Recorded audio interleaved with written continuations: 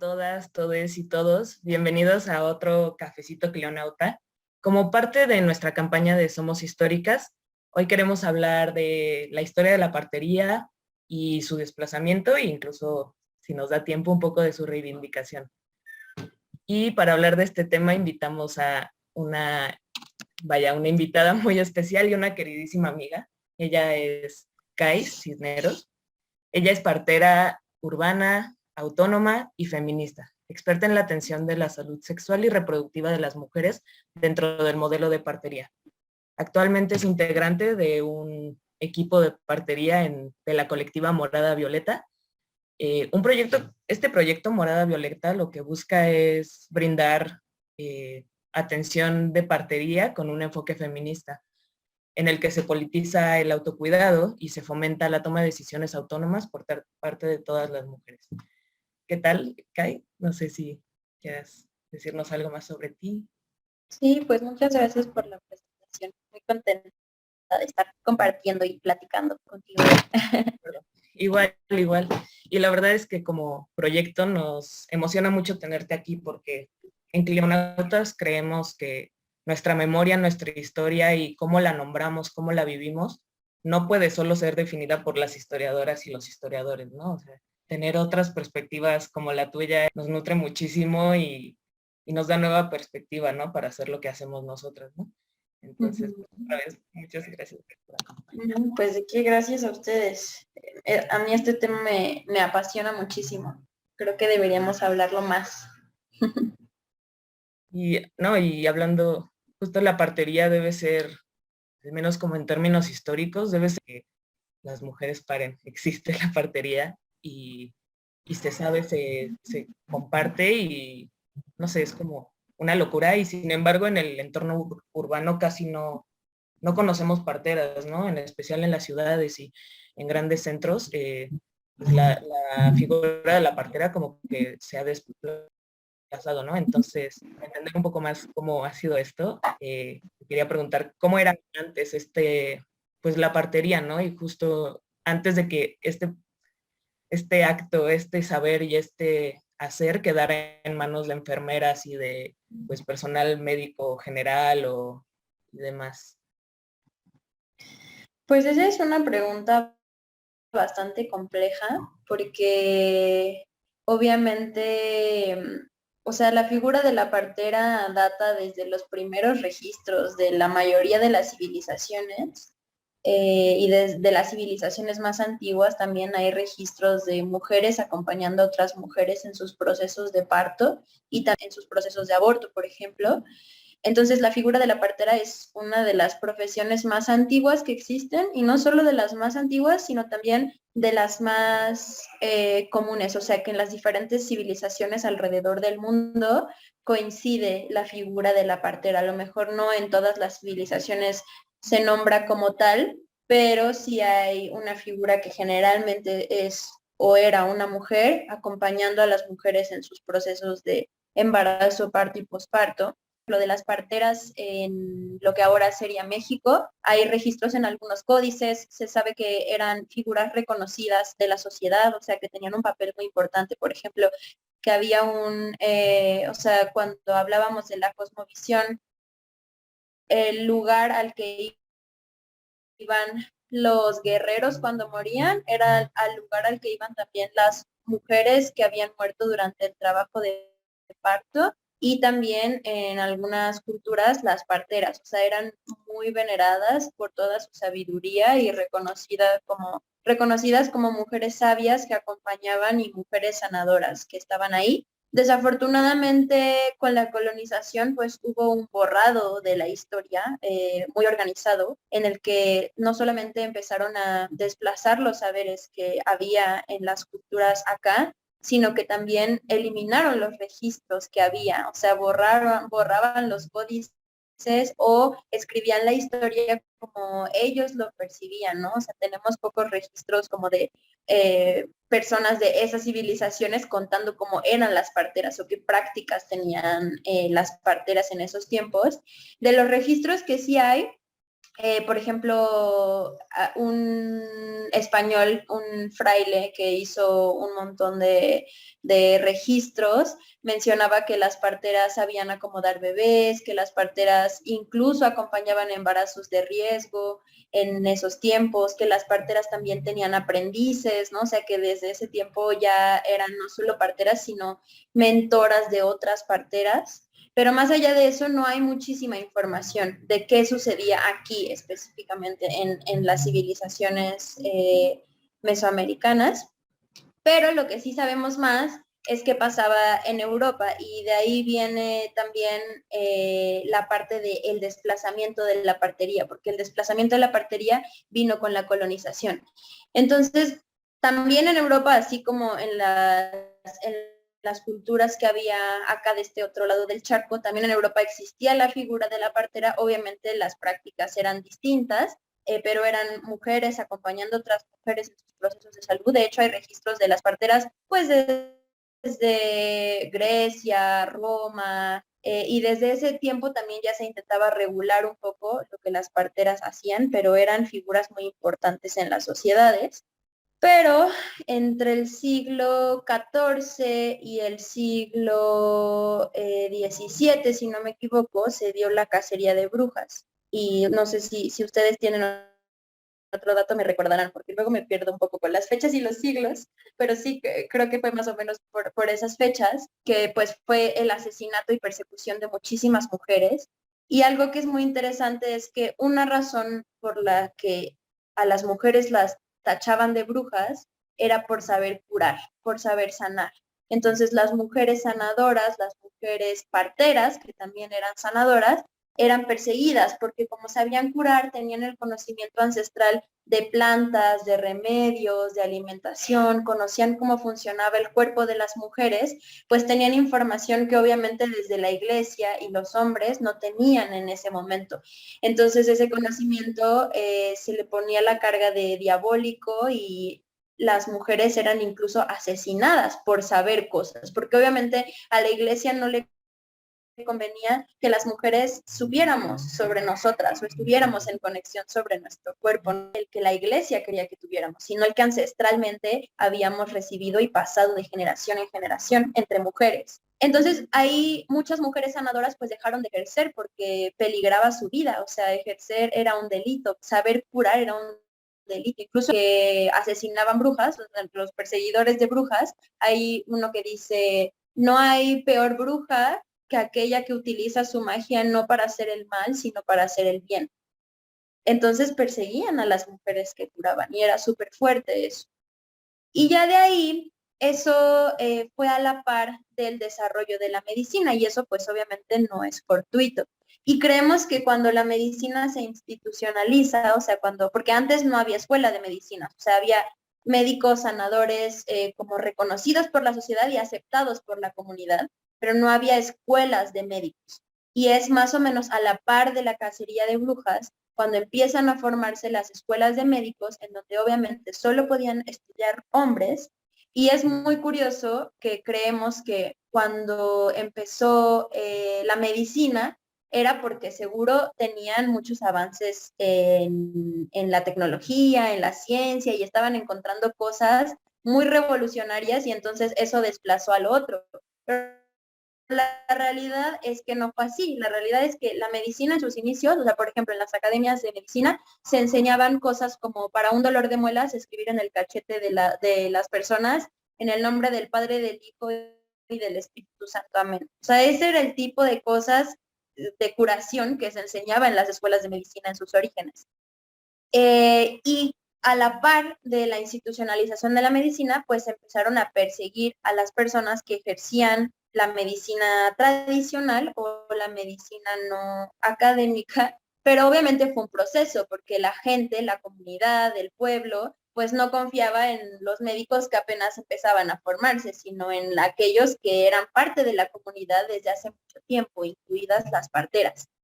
Pero hubo una campaña organizada por la iglesia y en su momento también por el Estado y por el sistema de médicos que se empezaban a formar para empezar a profesionalizar la medicina y entonces hacer ilegal todo lo que no saliera de esas escuelas. Entonces la partería se empezó a volver ilegal y se empezó a volver regulada también. O sea que los médicos podían decir cómo se podía ejercer y cómo no. Todo esto a la par de la cacería de brujas y la persecución de mujeres por saber cosas, ¿no? Entonces, cuando viene la colonización, específicamente aquí al área de lo que ahora es México, por un lado se da una mezcla de conocimientos de partería, porque había parteras acá, había parteras en Europa que también vinieron y que atendían a las comunidades españolas, y había parteras también de las comunidades afrodescendientes que venían como esclavos. Entonces se dio una mezcla de conocimientos y de diferentes tipos de parterías, y hubo un periodo de tiempo en el que las mujeres se seguían atendiendo con parteras porque eran en quienes confiaban, hasta que llega una orden desde España de empezar a regular a las parteras en México. O sea, de empezar a hacerles exámenes y que si pasaban esos exámenes podían seguir ejerciendo y si no, no podían seguir ejerciendo. Pero ¿quiénes hacían esos exámenes? Pues los médicos, obviamente. Entonces, ¿cómo ibas a pasar un examen de un conocimiento que era completamente diferente a lo que tú hacías? Porque es como si una persona que es chef le hace un examen a un ingeniero, pues obviamente no tiene nada que ver. Entonces, obviamente las parteras no pasaban estos exámenes, pero a la gente le daba igual, seguían atendiéndose con las parteras. Pero hubo una campaña organizada para deslegitimar el trabajo de las parteras. En los periódicos se hablaba de que las parteras eran sucias, que no se lavaban las manos, que no conocían sobre el arte de partear, que los médicos tenían conocimientos de intervenciones, de aparatos, que sí tuvieron, porque tuvieron que eliminar todo el conocimiento que las parteras traían de siglos y siglos, porque no solo era rechazado, sino que se tomaba como diabólico. Entonces tenía que eliminarse. Y como tuvieron que eliminar ese conocimiento ancestral, entonces tuvieron que construir conocimiento desde cero. Y como los hombres médicos no tenían idea de cómo funcionaba el cuerpo de las mujeres, pues empezaron a inventar un montón de intervenciones, como por ejemplo acostar a las mujeres cuando parían para que ellos pudieran estar más cómodos, o como veían una vagina y decían, bueno, una vulva y decían, por aquí no puede salir un bebé porque es muy pequeño.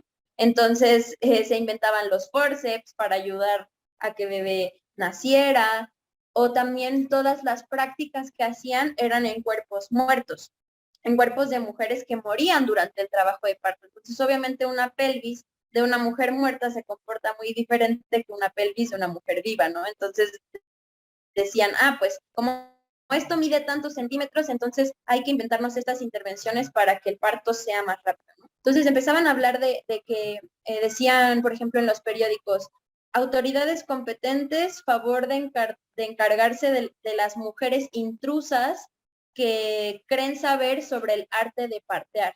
Eso decían los médicos sobre las parteras, ¿no? Aquí en lo que ahora es México, en ese momento la Nueva España. Y poco a poco la estrategia para eliminar la partería fue primero profesionalizarla. O sea, como obviamente las mujeres iban con parteras y no solo porque los médicos dijeran, hola, soy chingón, ven conmigo, iban a venir, tenían que inventarse algo para hacer esa transición. Y entonces lo que hicieron fue profesionalizar la partería, que hubiera escuelas de partería, y estas escuelas estaban controladas por el Estado y por la Iglesia. Entonces ellos decidían cómo practicaban las parteras. Y de ahí ya lo que pasó es que las parteras empezaron a trabajar en los hospitales, y como las mujeres confiaban en las mujeres empezaron a atender con las parteras en los hospitales, y después de eso el Estado eliminó las plazas de partería y eliminó las escuelas de partería. Pero para este punto ya la atención de las mujeres se había trasladado a los hospitales y se había trasladado con médicos. Y a la par de eso se abrió la carrera de enfermería, que es una profesión mucho más, que en sus orígenes tenía un papel subordinado. O sea, las enfermeras estaban subordinadas a las decisiones de los médicos, además de que ellas se encargaban de todos los trabajos de cuidado, de apapacho, y los médicos de todos los trabajos más racionales, como hacer intervenciones, hacer cirugías. Entonces, las que querían ser parteras ahora se formaban como enfermeras, porque para ser partera tenías que ser enfermera primero. Y esa fue un poco, o sea, esa es la historia de el desplazamiento de la partería. Y así intenté hacer un resumen lo más resumido que pude, porque es mucho, ¿no? Son muchos años, pero fue todo un proceso, ¿no? Porque creemos que fue algo que pasó porque la partería era arcaica, pero no, fue un proceso y una campaña de deslegitimación organizada y planeada. Sí, no, es súper fuerte. Cuando estuve leyendo un par de cositas para prepararme para este momento, a mí me salía mucha rabia, ¿no? Ver cómo no fue un proceso del progreso de la medicina, el progreso de no sé qué, no, como era sistemáticamente desplazar, sí, a las, no sé, como a las parteras en sí, pero también precarizar y como deshumanizar el parto muchísimo y que justo todo tiene que girar en torno a quien está practicando, sí, como quien está facilitando el parto, ¿no? No a quien está de hecho pariendo, ¿no? Y eso es como, creo que la parte más fuerte, ¿no? Que no solo afecta pues a siglos y siglos de construcción y transmisión de conocimientos y de validación de los mismos, ¿no? Y, sino que también es cómo llegas al mundo, está permeado y está, pues sí, manoseado, digamos, por una práctica médica bastante negligente, ¿no? Que, bueno, ese es un tema más específico. Y esto de la, la cátedra de partería y luego su desplazamiento, estamos hablando más o menos como siglo XIX, tirándole a 20 o por dónde estamos ubicados, para el público historiador acá que nos Sí, encanta. todo pasó en 100 años. O sea, realmente cuando empezó a profesionalizarse la partería fue a finales de 1800, principios de 1900. O sea, todavía algunas de nosotras tenemos abuelas, bisabuelas, bisabuelos que nacieron con partera, ¿no? O sea, como de 2 generaciones más arriba todavía nacían en casa, todavía nacían con partera, como a principios de 1900, ya para finales, entre mediados y finales de 1900, ya el parto se había trasladado por completo a la atención médica y a la atención hospitalaria.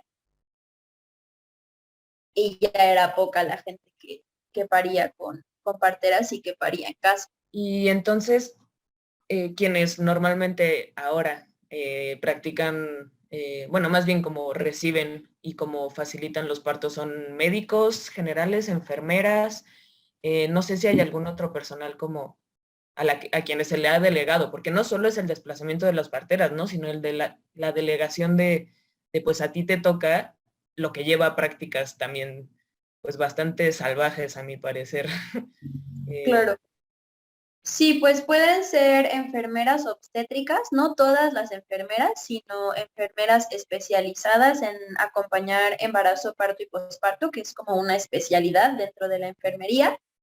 Médicos generales, todos los médicos y médicas llevan una formación de cierto tiempo en ginecobstetricia y aunque no se especialicen como ginecobstetras, pueden atender partos y obviamente también los ginecobstetras, que además de estudiar medicina, después hacen una especialidad en ginecobstetricia. Pero es muy fuerte porque la historia de la obstetricia es atroz, o sea, hablamos del desplazamiento de la partería, pero también la ginecobstetricia tiene su historia que van ligadas porque una buscaba desplazar y deslegitimar a la otra, pero también porque la ginecobstetricia se cimienta en un montón de violencia contra las mujeres, o sea, para inventarse todas esas intervenciones, cirugías, uso de anestesia, experimentaban sobre cuerpos de mujeres negras y hacían cirugías en ellas sin anestesia, ¿no? Para aprender o progresar en el uso de estas intervenciones. También por otro lado, pues lo que ya platicamos, o sea, la ginecobstetricia surge a partir de borrar todo el conocimiento ancestral que se tenía y tener que generar nuevo conocimiento de la nada. Entonces, es una profesión que tampoco es tan antigua y lo más fuerte es que todas esas intervenciones no han cambiado mucho desde sus orígenes. O sea, obviamente hay cosas que han cambiado, pero ese exceso de intervenciones innecesarias, como el hecho de acostar a las mujeres, lo que ya platiqué, ¿no? Usar forceps, pujos dirigidos, hacer el uso de la episiotomía, que es un corte que se hace en la vulva, son intervenciones que cada vez más los estudios científicos dicen, eso no está bien, eso es contraproducente, pero se sigue haciendo y su origen es con los inicios de la ginecobstetricia, justo porque no tenían idea de cómo funcionaba el cuerpo de las mujeres y solo se inventaron un montón de intervenciones que no son benéficas. Y otra cosa que también es súper interesante es que ahora cada vez más y más hay investigaciones que defienden las prácticas de las parteras. O sea, no como tal que digan lo que hacen las parteras es lo que hay que hacer, pero sí, por ejemplo, hablan del corte tardío de cordón, o sea, no cortar el cordón umbilical inmediatamente después del nacimiento, permitir que las mujeres coman y beban todo lo que quieran en el momento del parto, que se puedan mover en el parto, que tengan verticalidad, o sea, que no estén en una posición acostada. Que no les dirijan los pujos, o sea, que no les digan cuándo tienen que pujar, que no se hagan intervenciones a menos de que sea necesario. Todo eso las parteras lo hacían hace años y todo eso las parteras lo seguimos haciendo todavía. Y es lo que ahora las investigaciones dicen, esto es lo que hay que hacer. Y lo que la ginecobstetricia lleva años haciendo está causando más complicaciones y está causando que las mujeres tengan experiencias negativas en sus partos.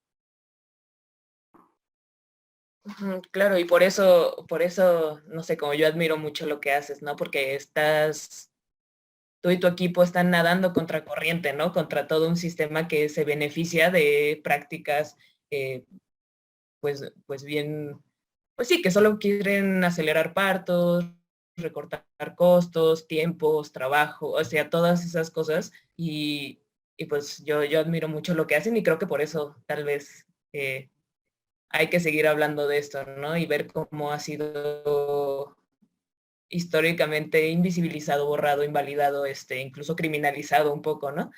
Un mucho, No, más y bien. es criminalizado hasta el momento. No en todos los contextos, pero por ejemplo, las parteras tradicionales, o sea, de todo este camino histórico del que estuvimos platicando, yo como me presentaste al principio, me identifico como partera urbana autónoma, o sea, que trabajo en las ciudades y que trabajo fuera del sistema de salud.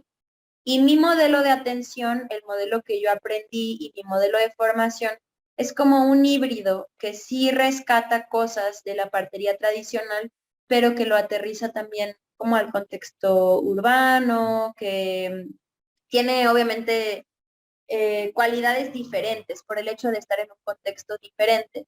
Pero las parteras tradicionales son las que resistieron a todo este proceso de persecución y de eliminación de saberes. O sea, nosotras un poco como que resurgimos y estamos creando un modelo híbrido, distinto, que es un poco más reciente, pero las parteras tradicionales que siguen pasando sus conocimientos a sus hijas y a sus hijas y así en adelante, son las que con mucha resiliencia no dejaron de atender, a pesar de que eran perseguidas por ello, a pesar de que eran amenazadas por hacerlo.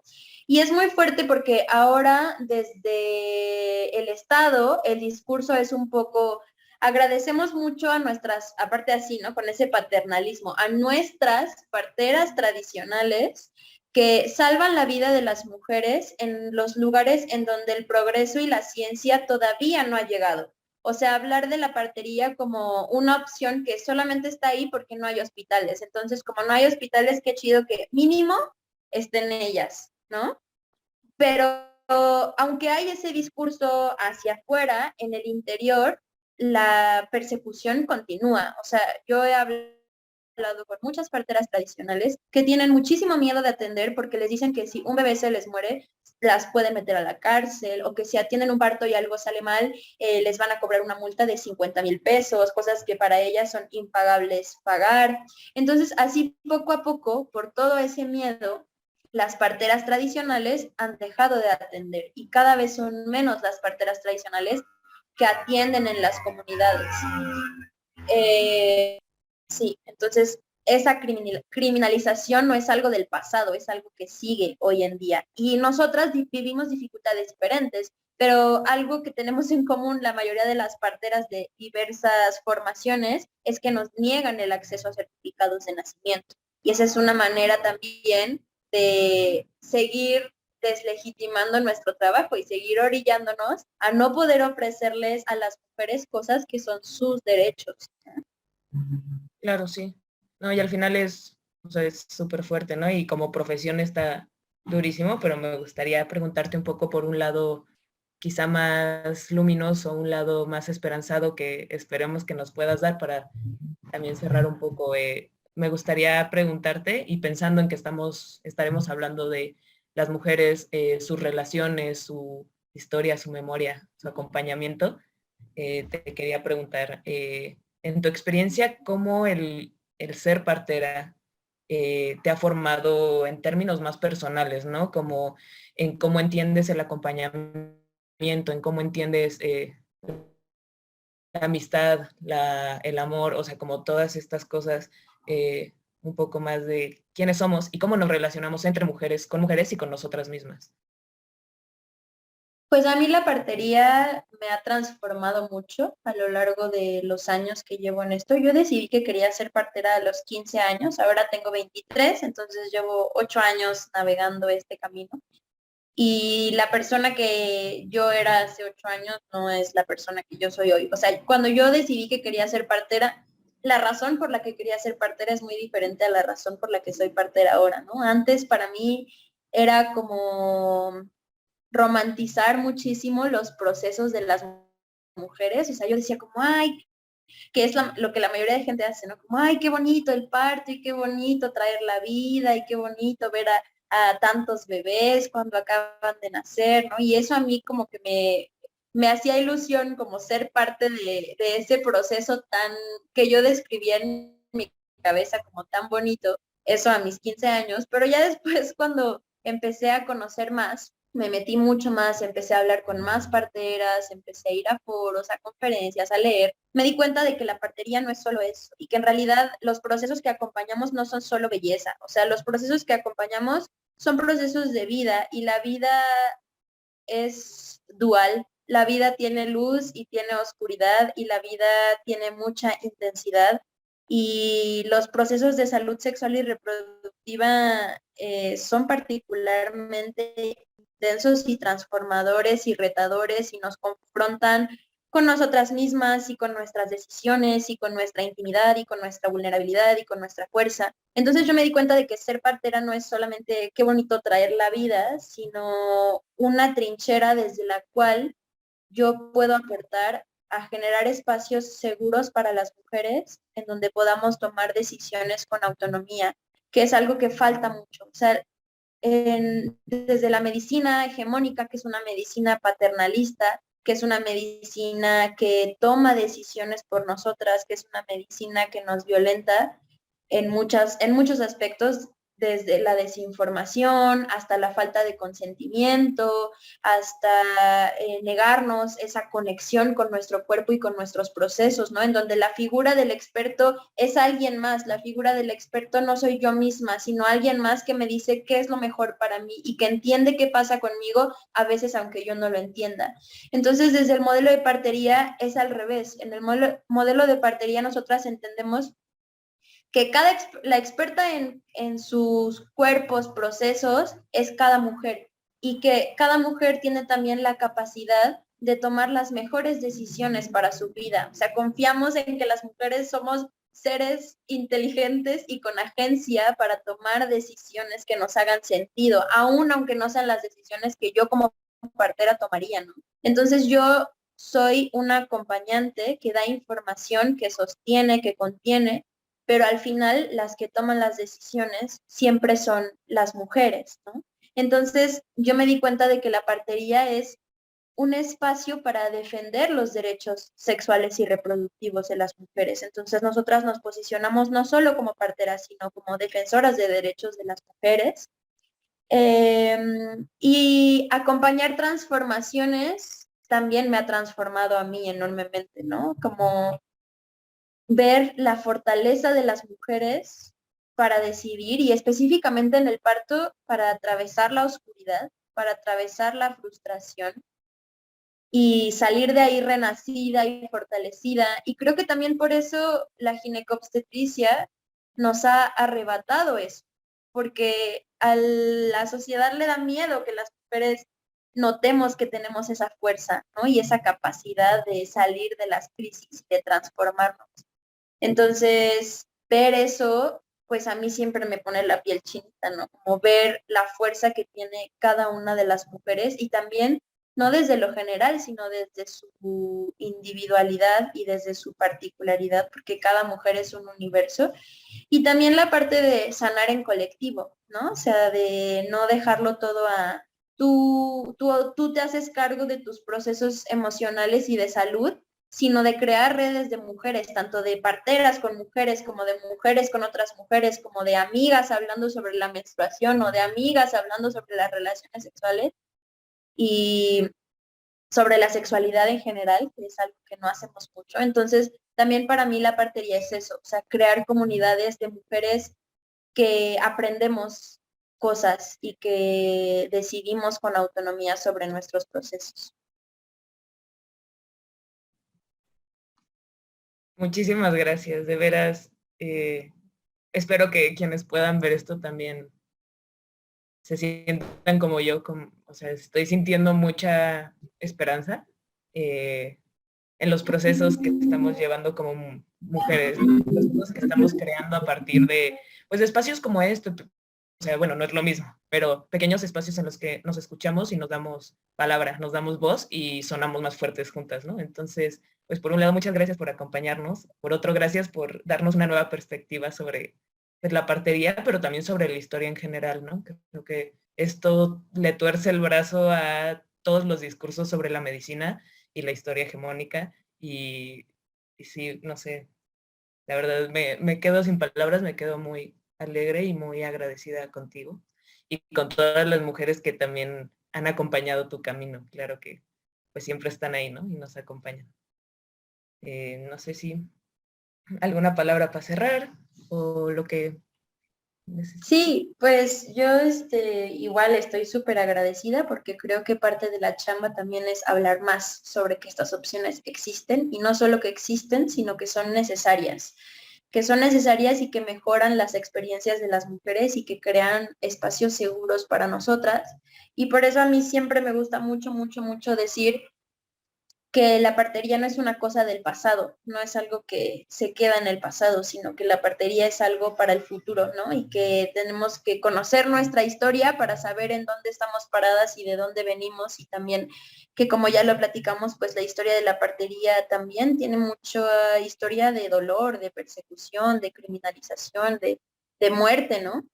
Y también tomar todo eso y a partir de ahí pues seguir adelante y seguir reivindicando todos estos saberes y esta profesión que es súper necesaria para que las mujeres tengamos mejores posibilidades para atender nuestra salud. Viendo, muchísimas gracias a Kai y a nuestro soporte técnico Mafa. Entonces, pues muchas gracias y espero que hayan disfrutado este cafecito Clenauta. Nos seguimos viendo toda la semana y las próximas semanas con temas relacionados a las mujeres como sujetas históricas que transformamos, nos transformamos y pues hacemos historia y somos historia. Ya.